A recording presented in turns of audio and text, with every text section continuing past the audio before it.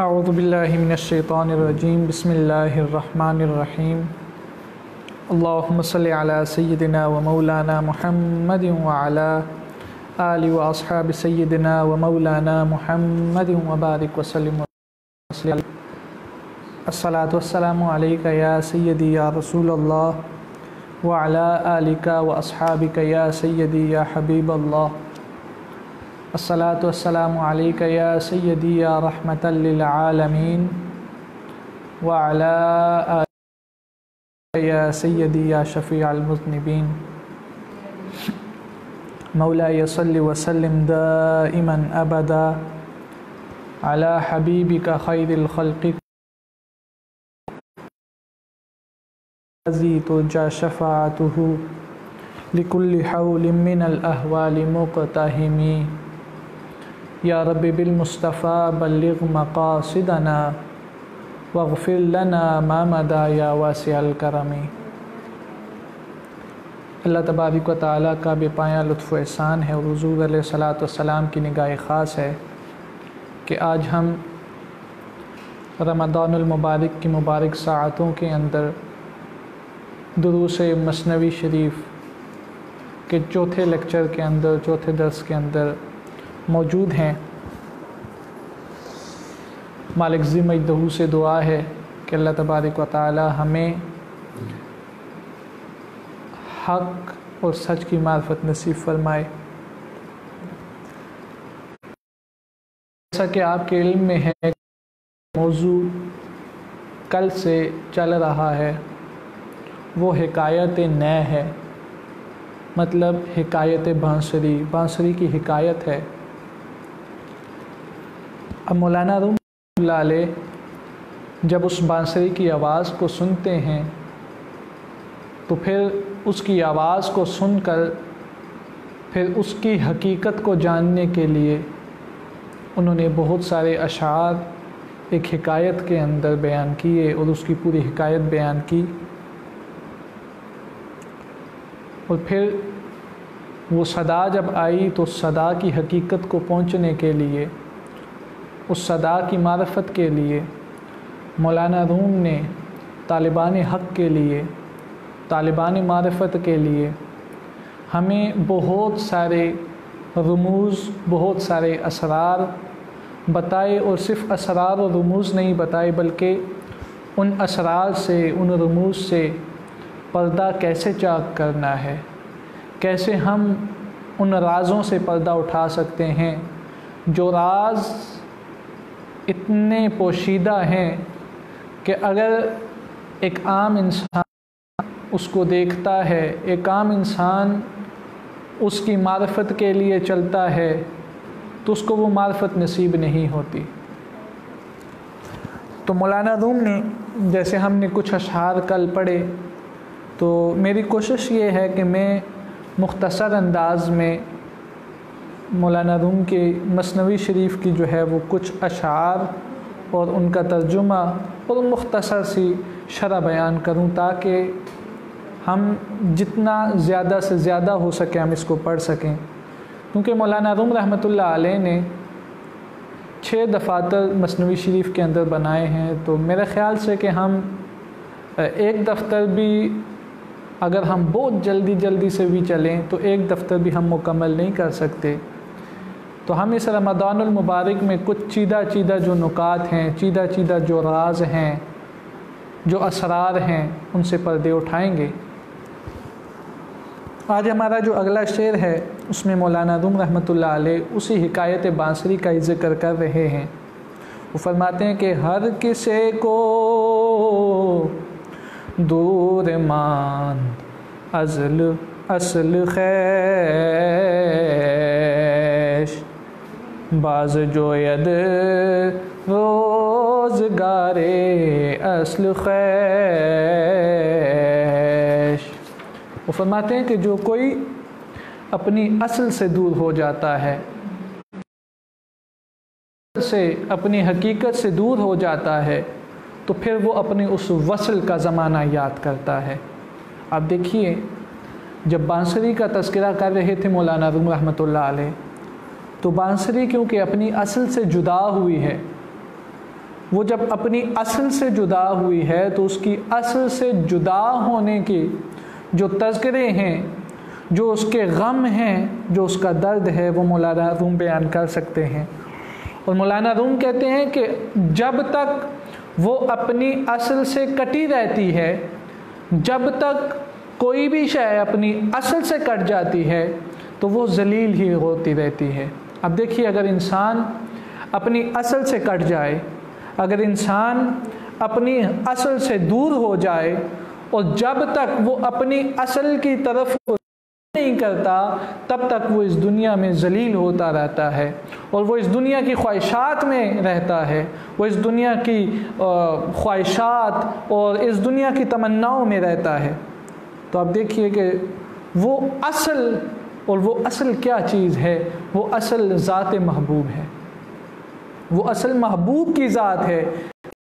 کی ذات سے اگر انسان کٹ جاتا ہے تو پھر ہر وقت اس محبوب کی یاد میں رہتا ہے۔ اگر وہ محبوب بھول جائے، اگر وہ محبوب حقیقی انسان اس محبوب حقیقی کی معرفت نہ حاصل کر سکے تو پھر ہر وقت ذلیل و رسوا ہوتا رہتا ہے۔ اور آپ دیکھتے ہیں اس کی بڑی مثال بابا بلے شاہ صاحب رحمۃ اللہ علیہ کی ہے کہ بابا بلے شاہ صاحب کی طرف سے جب ان کے محبوب نے نظر پھیر لی تو ساری کیفیت ہی بدل گئی، دنیا ہی بدل گئی، اور 11 سال وہ اپنے اس محبوب کو راضی کرنے کے لیے، اپنے اس محبوب، اپنی اس اصل کو راضی کرنے کے لیے روتے رہے اور مختلف جگہوں پہ جاتے رہے، اور بالآخر جب وہ اپنی اصل سے ملے تو پھر انہیں وہی معرفت، وہی جو ان کے ساتھ مل کر انہیں معرفت ملی تھی، جو بابا بلے شاہ صاحب کے پیر عنایت شاہ صاحب کے ساتھ مل کر معرفت تھی ان کے پاس، وہ معرفت دوبارہ ان کے پاس لوٹ آئی۔ اور پھر آپ دیکھتے ہیں کہ مولانا روم پھر اگلے شعر میں بیان کرتے ہیں، وہ کہتے ہیں کہ من بہر جمعیت نالا شدم جفت خوش حالاں و بد حالاں شدم۔ وہ پھر بانسری کہتی ہے کہ میں ہر مجمع کے اندر روئی ہوں، میرے اندر اگر کوئی خوشحالی تھی تو میں اس خوشحالی میں بھی روئی ہوں، اگر میرے اندر کوئی بدحالی تھی تو میں اپنی اس بدحالی میں بھی روئی ہوں۔ اور وہ اپنی اصل کی شکایت کر رہی ہے، وہ اپنی اصل سے بچھڑنے کی شکایت کر رہی ہے۔ وہی بانسری کہتی ہے کہ میں مجمع میں بھی روتی ہوں، میں اکیلے بیٹھ کے بھی روتی ہوں۔ آپ دیکھیے، اکیلے بیٹھ کے بھی روتی ہے، وہ مجمع میں بھی روتی ہے، خوشحال ہوتی ہے پھر بھی روتی ہے، بدحال ہوتی ہے پھر بھی روتی ہے۔ وجہ کیا ہے؟ وجہ یہ ہے کہ وہ اپنی اصل سے کٹ گئی ہے، اور جب کوئی اپنی اصل سے کٹ جاتا ہے، پھر جب تک وہ اپنی اصل سے ملتا نہیں ہے تو وہ پھر اپنے اس وصل کے زمانے کو یاد کرتا ہے کہ وہ زمانہ تھا جس زمانے کے اندر میں اپنے اس محبوب حقیقی کے یہ روح پھر کہتی ہے، اور وہ پھر روح جب بیدار ہوتی ہے اور جب اس روح کو یقظہ نصیب ہوتا ہے، اور جب اس روح کو یقظہ نصیب ہوتا ہے تو پھر کیا ہوتا ہے؟ پھر وہ اپنے اس انوار کو یاد کرتی ہے، اپنے اس زمانے کو یاد کرتی ہے جس زمانے میں وہ اللہ تبارک و تعالیٰ کے ساتھ ہر وقت محو گفتگو بھی تھی، محو دیدار بھی تھی۔ یہی اصل ہے۔ اور مولانا روم کیونکہ بار بار بانسری کا ذکر کرتے ہیں تو بانسری سے مراد وہ ہمیشہ جو ہے اس کو ہم روح لیتے ہیں، اور بعد میں آؤں گا ایک اور شرح کی طرف بھی بانسری کی، اگلے شعر میں جب میں اس شرح کے اوپر آؤں گا تو ایک بڑی نئی سی آپ کو اس کی شرح ملے گی۔ تو اگلے شعر میں فرماتے ہیں کہ ہر کسے از ظن خود شد یار من درون من نجست اسرار من۔ اب وہ روح کہتی ہے، وہ بانسری کہتی ہے کہ ہر شخص کے آگے میں روئی ہوں، ہر شخص کے آگے میں نے اپنے آنسو بہائے ہیں، اور ہر شخص اپنے خیال کے مطابق میرا یار بنا۔ اور میرے اندر میرے رازوں کی کسی نے جستجو نہ کی۔ جب یہ بانسری بجتی ہے نا، جب اس بانسری کی آواز آتی ہے تو ہر کوئی یہ سمجھتا ہے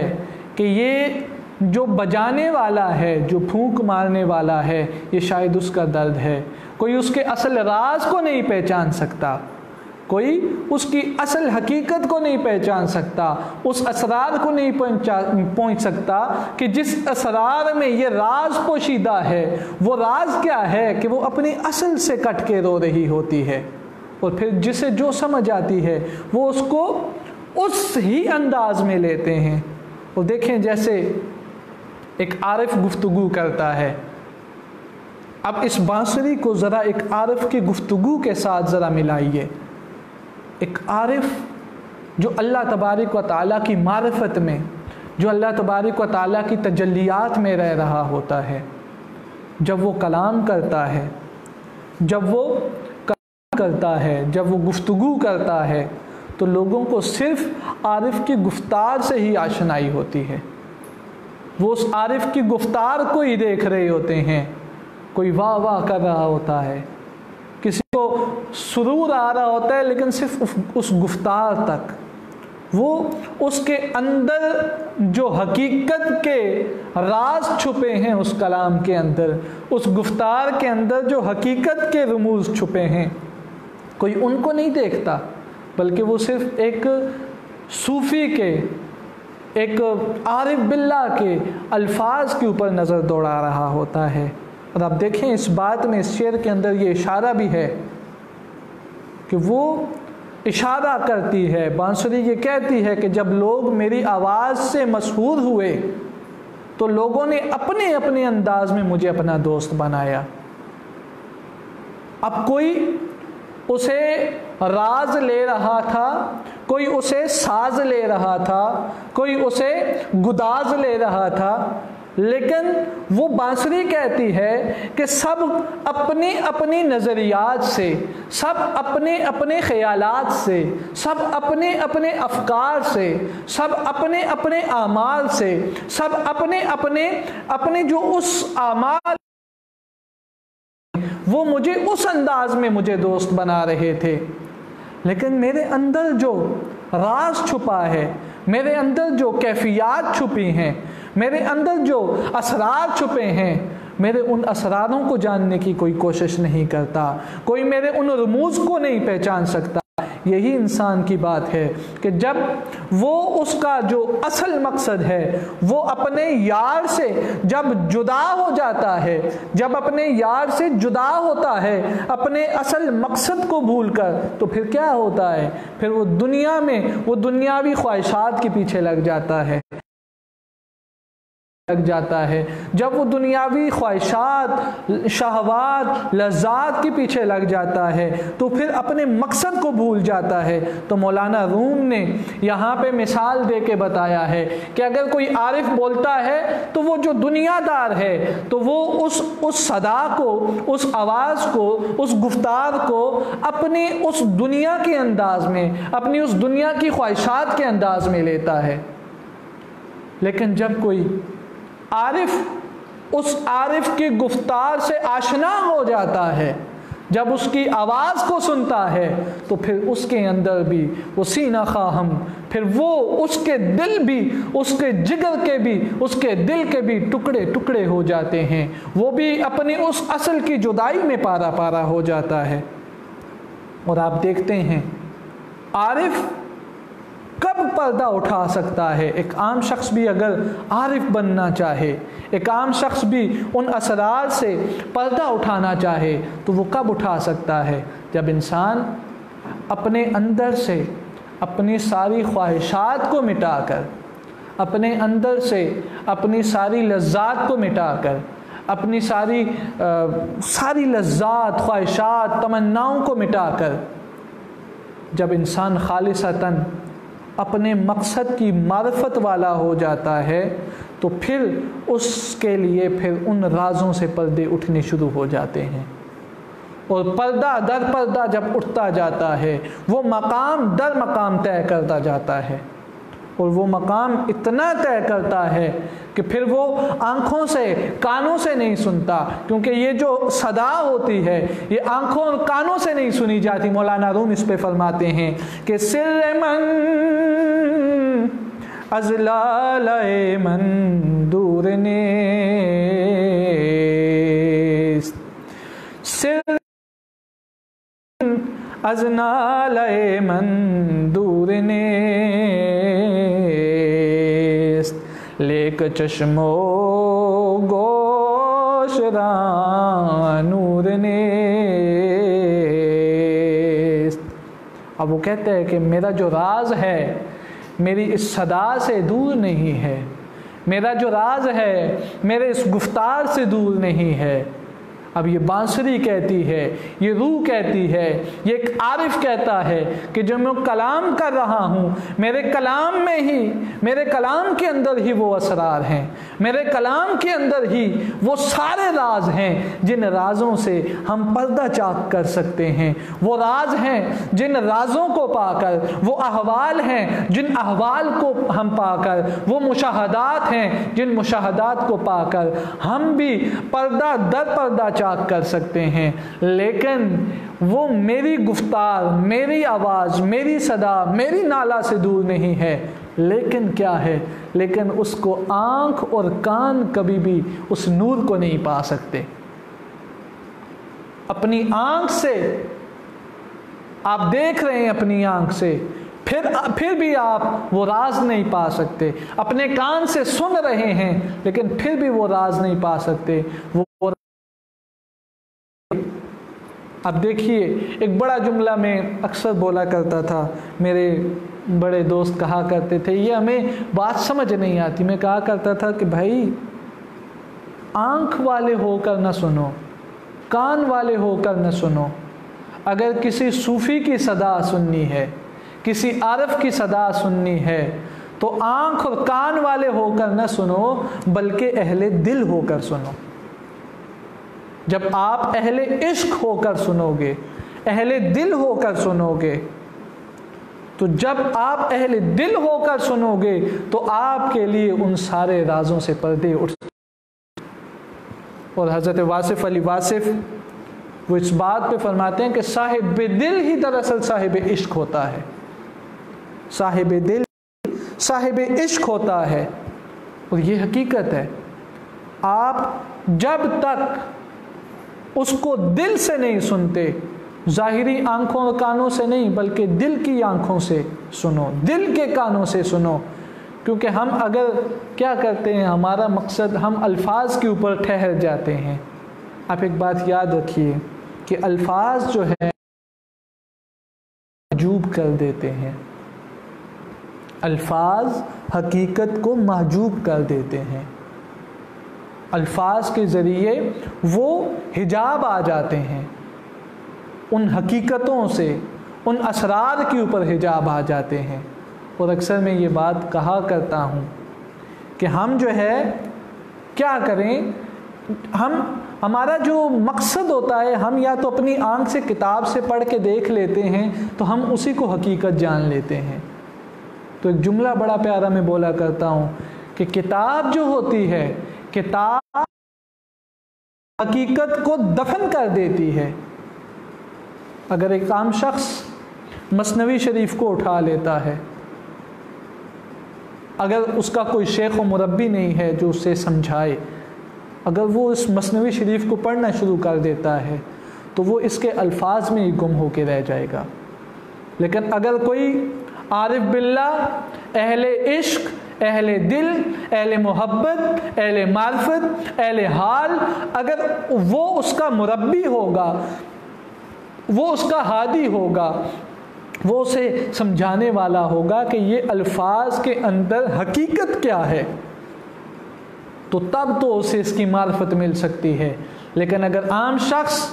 صرف پڑھتا ہے تو اسے صرف اس کے الفاظ میں ہی وہ گم ہو کے رہ جائے گا، اور الفاظ جو ہیں وہ حقیقت کو محجوب کر دیتے ہیں۔ اور آپ دیکھیے جو اہل دل ہوتے ہیں، اہل دل کے سامنے کوئی راز نہیں رہتا۔ کیونکہ وہ اپنی آنکھوں سے نہیں دیکھ رہے ہوتے، بلکہ وہ کیا کر رہے ہوتے ہیں؟ اپنے دل سے دیکھ رہے ہوتے ہیں۔ اس لیے آپ کو یاد ہو تو پہلے لیکچر میں نے یہ بات کی تھی، قرآن مجید میں بھی ہے کہ وہ لوگ آنکھوں اور کانوں کے بلکہ وہ لوگ دل کے اندھے ہیں، وہ دل کے اندھے ہیں۔ اگر ہم دل کے اندھے نہ ہوں، اگر ہماری دل کی آنکھیں دیکھنے لگ جائیں، اگر ہم اہل دل بن جائیں، تو آپ یقین جانیے ان سارے رازوں سے پردے خود بخود اٹھنے شروع ہو جاتے ہیں، اور پھر اس نور کی معرفت نصیب ہو جاتی ہے۔ پھر انسان اس آواز سے آشنا ہو کر اس آواز کے اندر جو چھپی حقیقت ہے اس کو جان لیتا ہے، اور یہ آواز سے آشنائی، اس آواز کی حقیقت سے آشنائی، اس صدا کی حقیقت کی معرفت سے آشنائی اس وقت تک نہیں ہو سکتی جب تک کوئی شیخ کامل آپ کی ہدایت نہیں کرتا، اور شیخ کامل کے بنا کبھی بھی ان رازوں سے پردے نہیں اٹھ سکتے۔ اگر کوئی ایک شخص بیٹھ کے اللہ اللہ کرتا رہتا ہے، اسے وہ لذت و سکون ملے گا، وہ سرور ملے گا، وہ اس میں مسرور بھی ہوگا، مسحور بھی ہوگا، لیکن جب اس کا تعلق کسی ایسے شیخ کے ساتھ ہوگا، ایسے مربی کے ساتھ ہوگا جو اس کو گائیڈ کرے گا، جو اسے راستہ بتائے گا، تو پھر آپ یقین جانیے وہ مسحور ہونے کے ساتھ ساتھ وہ حقیقت کے پردوں کو چاک کرتے کرتے انہی انوار میں چلا جائے گا جن انوار سے وہ کٹ کے آیا تھا۔ پھر آگے مولانا روم اگلے شعر میں فرماتے ہیں کہ طنز جانو جاز تن مستور نیست، لیک کس را دید جان دستور نیست۔ وہ فرماتے ہیں کہ بدن روح سے اور روح بدن سے چھپی ہوئی نہیں ہوتی، لیکن کسی کے لیے روح کو دیکھنے کا دستور ہی نہیں ہے۔ انسان، یہ راز تمہارے اندر چھپا ہے، یہ ہمیں بتا رہے ہیں مولانا روم اس بانسری کی حکایت بیان کر کے، یہ ہمیں بتا رہے ہیں بدن روح سے نہیں چھپا، روح بدن سے نہیں چھپی، لیکن مسئلہ کیا ہے؟ مسئلہ یہ ہے کہ ہم اس کی دید کے لیے، ہم اس کی معرفت کے لیے کبھی اپنی آنکھیں کھولتے ہی نہیں ہیں۔ انسان کی حقیقت اس کے اندر ہی ہے۔ کبھی یہ حقیقت منتظر نظر آ لباس مجاز میں کہ ہزاروں سجدے تڑپ رہے ہیں میری جبین نیاز میں، وہ اندر ہے، تو چھپا کے نہ رکھ اسے، تیرا آئینہ ہے وہ آئینہ، اس آئینے میں دیکھنے کی ضرورت ہے، اور حقیقت انسان، تیری حقیقت تیرے اندر موجود ہے۔ اگر تو اس حقیقت کو جان لے تو پھر یقیناً تو اس حقیقت سے، پھر اس حقیقت کو بنانے والے جس نے وہ تمہارے اندر اس حقیقت کو رکھا، اس نور کو رکھا، وہ نور جو دراصل انوار الہیہ میں رہتا تھا، جب تو اس نور کی معرفت حاصل کر لے گا، جب تو اپنا دستور اس نور کو دیکھنا بنا لے گا، جب تیرا دستور یہ ہوگا، تیرا مقصد یہ ہوگا، اور تیری طلب، تیری تڑپ یہ ہوگی کہ تو اپنے اس نور کو پہچان لے، تو یقیناً بالیقیناً پھر جب تو اس نور کو پہچان جائے گا تو خود ہی کو کر بلند اتنا، وہ جب نور پہچان لیا تم نے، اس کو بلند کیا، اس کو پہچان لیا، تو پھر کیا ہوا؟ پھر وہی انوار، آنکھیں بند کرنے پہ بھی وہی انوار نظر آتے ہیں، آنکھیں کھولنے پہ بھی وہی انوار نظر آتے ہیں۔ پھر اس شخص کا کلام جس سے یہ پردے اٹھ جاتے ہیں، جس سے یہ حجاب اٹھ جاتے ہیں، کیونکہ یہ انسان کا جسم دراصل حجاب ہے، اور مولانا روم نے بانسری کا جو ذکر کیا ہے، بجانے والے کو جسم قرار دیا ہے، اور بجنے والی کو روح قرار دیا ہے۔ تو آپ اس بات سے اندازہ لگا دیجئے، ہم اگر ظاہر پہ رہ جاتے ہیں، کوئی چیز ہم سے چھپی نہیں ہے، ہمارے اندر ہی سب کچھ موجود ہے۔ من عرف نفسا، من عرف نفسا، اپنی ذات کو پہچانو، جو اپنی ذات کو پہچان گیا فقد عرف ربہ، اپنی ذات کی معرفت پہلے ہے۔ اور صوفی جو اللہ تبارک و تعالیٰ کے نور میں رہتا ہے، صوفی باصفا کو اللہ تبارک و تعالیٰ وہ نور عطا کرتا ہے کہ وہ اپنے اندر چھپے اس راز کو جان لیتا ہے۔ جب وہ اپنے اس راز سے پردہ اٹھا لیتا ہے، پھر اسے اپنے آنے کا مقصد پتہ چل جاتا ہے کہ میرے آنے کا مقصد یہ دنیا تو نہیں ہے، میرے آنے کا مقصد اس دنیا کی خواہشات لذات تو نہیں ہے، میرے آنے کا مقصد اس دنیا کے اندر مال و دولت کمانا تو نہیں ہے، بلکہ میرے یہاں آنے کا مقصد یہ ہے کہ میں اپنی اس اصل سے جب کٹ کے آیا ہوں تو مجھے اپنی اس اصل کی معرفت مل جائے۔ میرا مقصد یہ ہے کہ میں وہ اپنی اس اصل کی معرفت حاصل کر لوں، میں اپنے اس اصل کی معرفت کے جو راز ہیں میں ان رازوں کو جان لوں۔ اور پھر آگے مولانا روم فرماتے ہیں کہ آتش ست ای بانگ نائے انیست باد، ہر کے این آتش ندارو نیست باد، کہ یہ سننے والے کو، عام سننے والے کو تو یہ لگتا ہے کہ یہ بانسری کی آواز ہے، یہ ہوا ہے، لیکن مولانا روم وہ واضح کر رہے ہیں، وہ کہتے ہیں کہ یہ بانسری کی آواز آگ ہے، کوئی ہوا نہیں ہے۔ آتشست ای بانگ نائے و نیست باد، کہ یہ کوئی ہوا نہیں ہے جسے تم ہوا سمجھ رہے ہو، جسے تم ایک سر سمجھ رہے ہو، یہ کوئی ایک آواز صدا ہوا نہیں ہے، بلکہ یہ ایک آگ ہے۔ اور وہ آگ کیا ہے؟ وہ عشق کی آگ ہے، وہ آگ جدائی کی آگ ہے، وہ آگ فراق کی آگ ہے، وہ سوز کی آگ ہے، اور جس میں یہ آگ نہ ہو وہ نیست و نابود ہے، وہ اس کے تو آنے کا مقصد ہی کچھ نہیں ہے۔ مولانا روم فرماتے ہیں کہ اگر جس کے اندر یہ آگ نہیں ہے، جس کے اندر یہ معرفت نہیں ہے، جس کے اندر عشق کی آگ نہیں ہے، تو وہ اس دنیا میں آیا نہ آیا ایک ہی برابر ہے، اس کا ہونا نہ ہونا ایک ہی برابر ہے۔ تو مولانا روم فرماتے ہیں کہ عشق کی آگ، اور یہ عشق کی آگ کیا ہے؟ یہ عشق کی صدا، جب یہ عشق صدا کرتا ہے نا،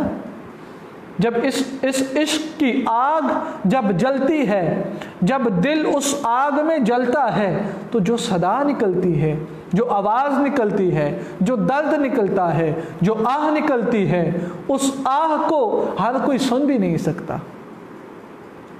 دیکھنے والے کو تو یہ لگتا ہے کہ ایک سر میں گا رہا ہے، دیکھنے والے کو تو لگتا ہے یہ تو مجنون ہے، دیکھنے والے کو تو یہ لگتا ہے کہ یہ تو دیوانہ ہے، اسے تو کسی بات کا علم نہیں ہے، دیکھنے والا تو اس کے ظاہر ہے، دیکھنے والا تو اس کے الفاظ پہ جاتا ہے،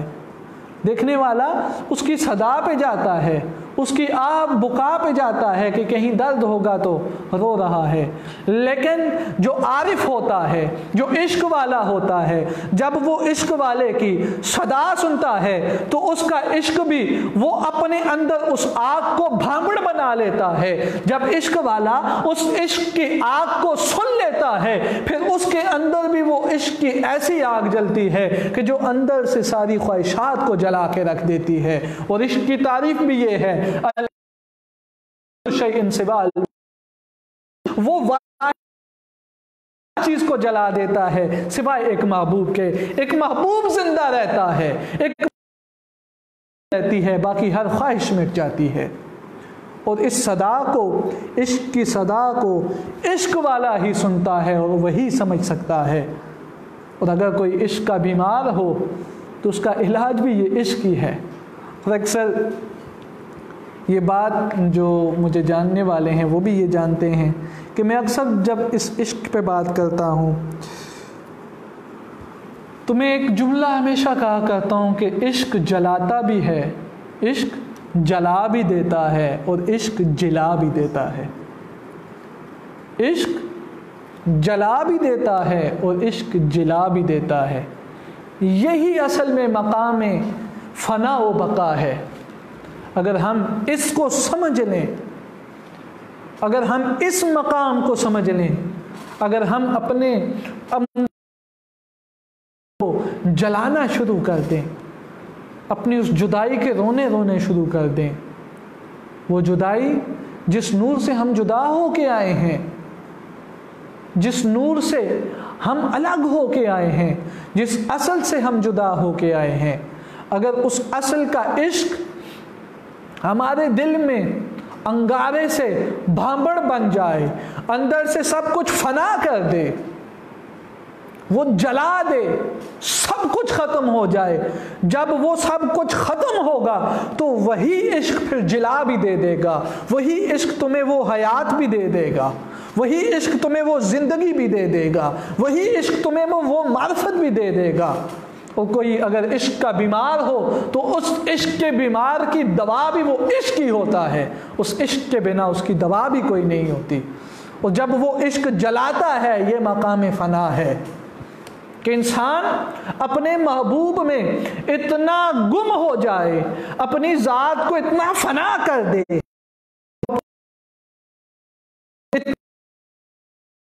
وہ بن جائے۔ مجھے واقعہ یاد آ رہا ہے کہ ایک شخص کسی درویش کے پاس گیا اور اس درویش کو کہنے لگا کہ میں بھی معرفت حاصل کرنا چاہتا ہوں، میں بھی عشق کرنا چاہتا ہوں، مجھے بھی کوئی راز بتائیں کہ میں عشق کر بیٹھوں۔ اس درویش نے کہا عشق تو بہت بڑا مقام ہے، اس میں فنائیت پہلی شرط ہے۔ ہم محبت اور عشق کو ایک سمجھتے ہیں، ایک بات یاد رکھیے، محبت کم درجہ ہے، عشق محبت جہاں محبت کی انتہا ہوتی ہے وہاں سے عشق کی ابتدا ہوتی ہے، اور محبت کی انتہا فنائیت ہے اور عشق کی ابتدا فنائیت ہے، اور عشق کی انتہا پھر فقر، اور پھر فقر سے آگے کیا ہے؟ فَإِذَا تَمَّ الْفَقْرُ فَهُوَ اللَّهُ۔ یہ بات سمجھنے کے لیے بڑا وقت لگ جاتا ہے۔ میں واقعہ سنا رہا تھا کہ وہ درویش کے پاس گیا کہ مجھے تو عشق چاہیے، عشق کرنا چاہتا ہوں، عشق کو ایک راز بتاتا ہوں، تم ایسا کرو گھر میں اگر کوئی جانور ہے، اس نے کہا ہاں ایک گائے میں نے رکھی ہوئی ہے، تو کہا کہ جاؤ اپنی اس گائے سے محبت کرو، اس کا خیال رکھو، اور اپنے جتنا وقت ہو اس کے ساتھ گزارو، اگر اس سے علیحدہ ہوتے ہو تو اس کی یاد میں گزارو۔ 6 ماہ گزر گئے، 6 ماہ بعد وہ شخص آیا، دروازہ کھٹکھٹایا، درویش نے صدا لگائی، کون ہے؟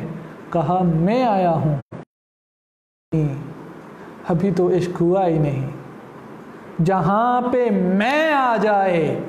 وہاں پہ محبت و عشق نہیں ہوتا، عشق کے پڑتا ہے، عشق کے لیے اپنی ذات کو جلانا پڑتا ہے، عشق کے لیے اپنی خواہشات کو جلانا پڑتا ہے۔ تو کہا ابھی عشق نہیں ہوا، جا اور عشق کر۔ پھر کچھ عرصہ گزرا تو پھر واپس آیا، لوگوں کو دروازہ کھلا تھا۔ اب وہ جب دروازے سے داخل ہونے لگا تو کبھی ایک طرف کے لوگ ہنسنے لگے کہ یہ کیا ماجرا کر رہا ہے، یہ کیا عمل کر رہا ہے۔ جب وہ پاس گیا وہ درویش ہنسنے لگے، کہا یہ کیا عمل تھا؟ اس نے کہا کہ مجھے یہ ڈر تھا، مجھے یہ خوف تھا کہیں میرے سینگ دروازے میں نہ اٹک جائیں۔ ہائے ہائے ہائے، اس نے اپنے آپ کو سراپا محبوب بنا دیا۔ عشق وہ چیز ہے، عشق کی ابتدا وہ ہے کہ انسان اپنی ذات کو سراپا محبوب بنا دے، اس کی محبوب، اس کے کان جب سنیں تو محبوب، اس کی آنکھیں جب دیکھیں تو محبوب۔ تو یہ فنائیت کا مقام ہے۔ یہ فنائیت جب انسان میں کو جلا دیتا ہے، جب اپنے خواہشات کو جلا دیتا ہے، اپنی تمناؤں کو جلا دیتا ہے، پھر یہ فنائیت کا مقام آتا ہے۔ اور جب یہ فنائیت کے مقام پہ انسان گامزن ہو جاتا ہے، پھر وہی عشق اس کو جلا بھی دے دیتا ہے۔ نہ ہو اس دل کو مردہ قرار دیا گیا، تو اللہ تبارک و تعالیٰ سے دعا ہے کہ اللہ تبارک و تعالیٰ ہمارے دلوں کو عشق سے زندہ فرمائے، عشق سے حیات دے۔ وآخر دعوانا ان الحمد للہ رب العالمین۔ کل ہم اسی کو تھوڑا سا مزید آگے لے کے چلیں گے تاکہ فنا اور بقا یہ جو موضوعات ہیں اس کی شرح الحمدللہ یہ میں نے کچھ کی ہوئی ہے، تو اس کے اوپر ہم انشاءاللہ بات کریں گے۔ وآخر دعوانا ان الحمد للہ رب العالمین۔ السلام علیکم ورحمۃ اللہ وبرکاتہ۔